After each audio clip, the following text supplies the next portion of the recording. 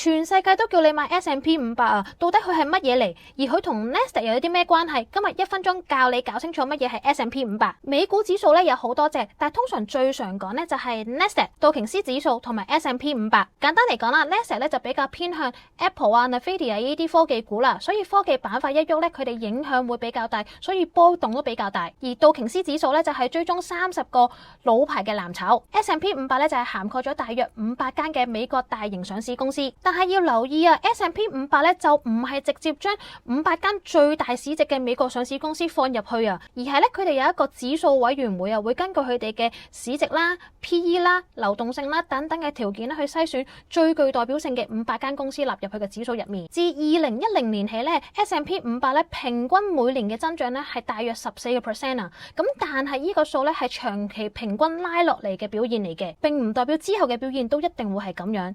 而買指數咧唔代表你一定唔會蝕錢啊。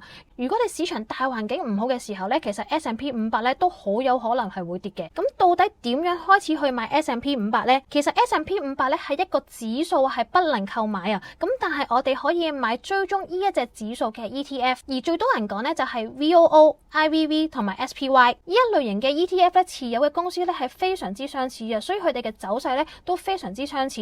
佢哋差別咧係在於唔同嘅發行公司啦、唔同嘅交易量啦，同埋唔同嘅手續費。而買 ETF 之前咧，記得要 check 翻佢哋之前嘅歷史走勢啦、持倉分佈啦，同埋行業分佈，睇佢哋啲錢咧主要係買乜嘢公司同埋邊個產業。所以買 S&P 500嘅時候咧，並唔係你買緊一隻好勁嘅股票啊，而係你買緊一個 ETF 去追蹤一籃子嘅美國市場。仲係唔明？唔緊要，喺下面留言500，我會將 VOO、IVV、SPY 嘅詳細資料 send 俾你。而下集咧，我就會講乜嘢係 Nasdaq，記得 follow 我，解鎖更加多金錢背後嘅秘密啦。